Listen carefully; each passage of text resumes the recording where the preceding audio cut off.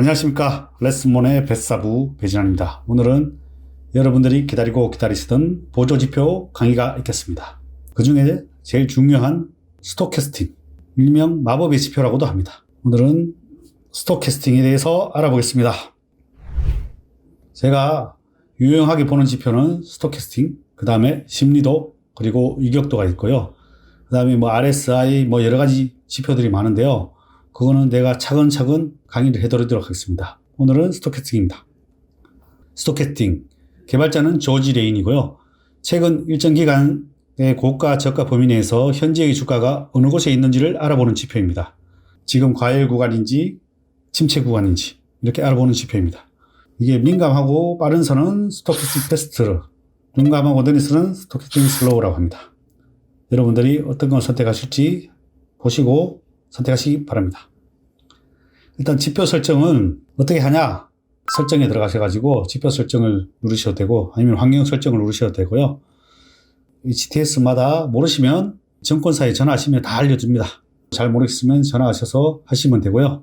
그 다음에 차트, 지표, 추세 지표, 스토캐스팅, 추세 지표로 들어가서 스토캐스팅 슬로우를 선택합니다. 패스트 말고요. 왜 슬로우를 선택하는지는 이따 설명드리겠습니다. 그리고 저는 14, 5, 3을 선택합니다. 14, 5, 4 구간을. 그리고 기준선은 22 침체, 그 다음에 82 과열입니다. 그렇게 선택을 하시고 확인 누르시면 됩니다. 그리고 대부분 아마 5, 5, 3으로 되어 있을 겁니다. 근데 여러분들 14, 5, 3으로 선택하시면 더 괜찮을 것 같습니다. 그리고 스토캐스팅 패스트와 슬로우의 차이점이 무엇이냐?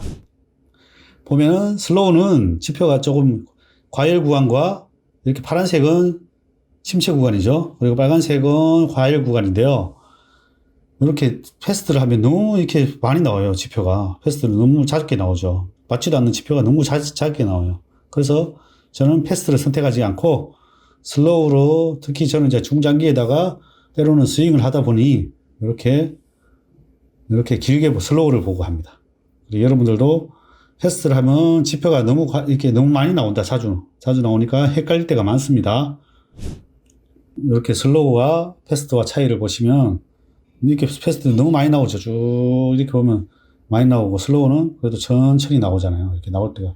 그래서 보시면 과열 구간, 침체 구간이 보면 잘 맞아 떨어집니다. 여기 밑에 침체 구간, 요거는 과열 구간. 다음 볼까요?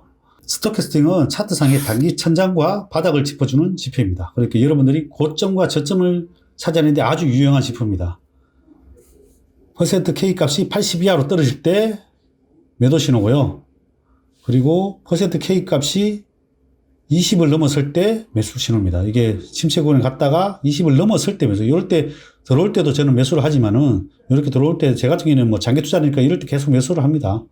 하고 또 이렇게 넘었을 때가 사실은 절호의 매수 찬스입니다. 근데 여러분들은 일단 짧은 매매를 하시면 요거만 주식으로 보시면 됩니다. 매도를 할 때도 저는 이렇게 진입할 때부터 매도를 하기도 합니다. 그렇게 진입할 때부터 매도를 해서 이렇게 떨어질 때가 절호의 매도 찬스라고 보시면 됩니다. 이해하셨습니까? 여기 80을 벗어날 때, 올라갔다가 벗어날 때가 매도 사인입니다.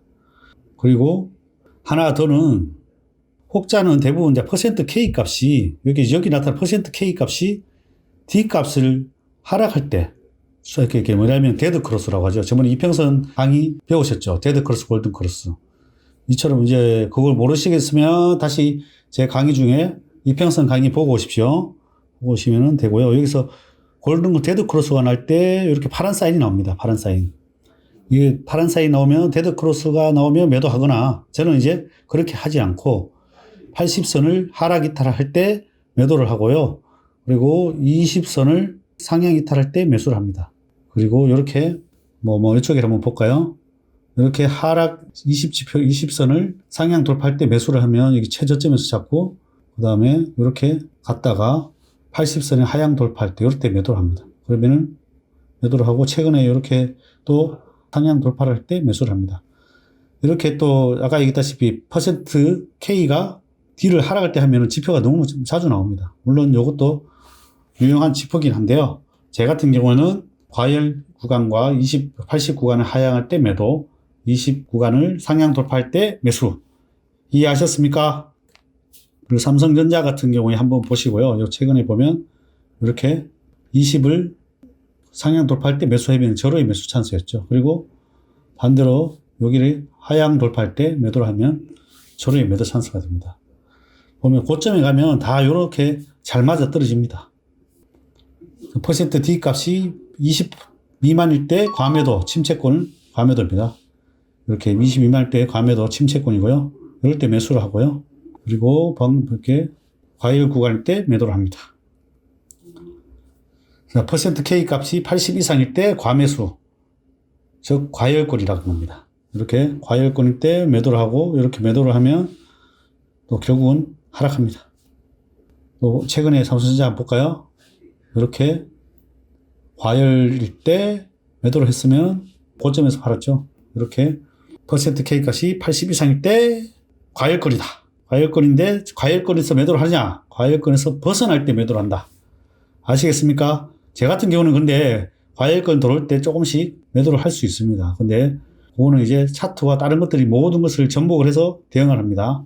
일단 여러분들은 과열권에 들어갔다가 벗어날 때 80 이하일 때 매도를 합니다. 일단은 또 이게 오류가 많이 나옵니다. 그래서 여러분들이 여러 가지를 잘 봐야 됩니다. 그래서 뭘 봐야 되냐? 이렇게 박스권에서는 적중하지만 시장이 뚜렷한 추세를 보일 때는 조심해야 된다. 이를 보완하기 위해 추세 추종 지표를 함께 활용해야 된다. 추세 추종 지표라는 게 뭐냐? 예를 들면 이동평균선, 우리 이동평균선 배웠죠? 그리고 뭐 추세선을 이렇게 그어요. 추세선을 긋고 추세선을 또 이렇게 긋는, 나중에 추세선 긋는 거 가르치는데, 이 추세선을 깨지 않을 때는 계속 들고 가는 겁니다. 그럴 때, 깨질 때는 같이 그래서 보조지표랑 다른 이거 보조지표 하나만 사용하면 되지 않고요. 다른 지표들을 같이 사용해야 됩니다. 그래서 다음 강의 제가 심리도나 이격도를 같이 가르쳐 드릴 테니까 그걸 같이 활용하시면 고점과 저점을 잘 찾아낼 수 있습니다. 이렇게 지금 이렇게 했으면 매도를 했으면 다 놓쳤죠. 사진을 못했을 거 아니에요. 지표를 못했으니까. 방금 요런 처리를 했으면 크게 못 먹는 거죠. 이해하셨습니까? 그래서 보조지표를 나왔다고 해서 다 활용하면 중장기 투자자에게는 놓칠 수 있다. 그래서 그럴 때는 중장기 투자자에게는 다른 지표도 활용해야 된다. 그거는 제가 차츰차츰 알려드리겠습니다. 어쨌든 오늘은 스토캐스팅만 알아보도록 하겠습니다. 요거는 이제 바닥이 이렇게 짧을 때 오히려 더 강력한 신호라고 하더라고요. 이렇게 보면 넓게 너무 나오는 것보다는 짧게 나올 때가 강력한 매수 사인, 짧게 나올 때. 이게 너무 완만한 것보다는 바닥이 좁고 얇을 때가 오히려 강력한 매수 사인이다. 보시면 되고요. 그리고 이렇게 넓고 완만할 때 오히려 오류가 나올 수 있다는 거예요. 넓고 완만할 때. 이렇게 넓고 완만할 때는 이렇게 넓고 완만하죠. 완만할 때 이렇게 샀으면은 시간이 또 엄청 걸릴 거죠. 이렇게 짧게 나왔을 때가, 현대차인 경우에는 이렇게 짧게 나왔을 때가 오히려 매수 사인이 더 잘 맞아 떨어진다는 거죠.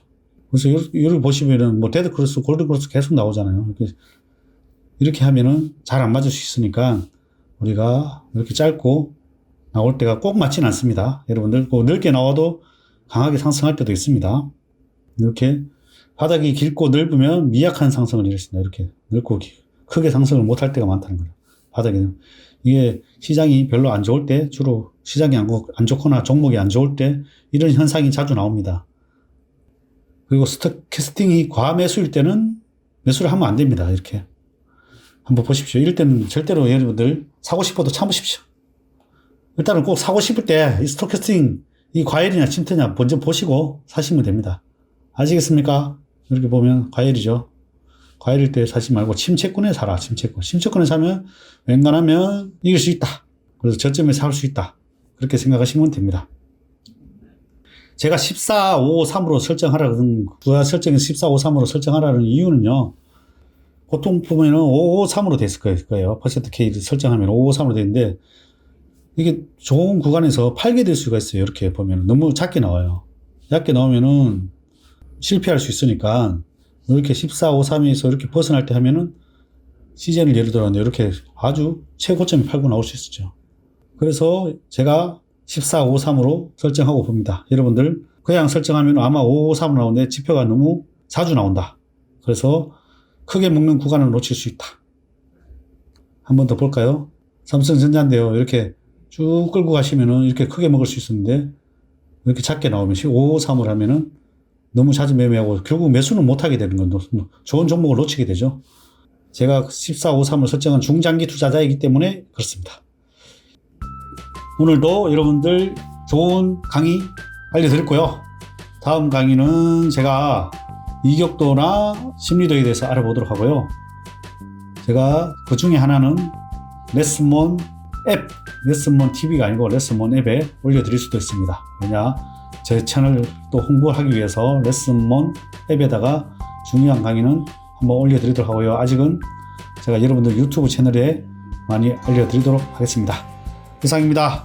여러분들 제 강의 끝까지 시청해 주셔가지고 감사합니다. 항상 성투하시고 건강하십시오.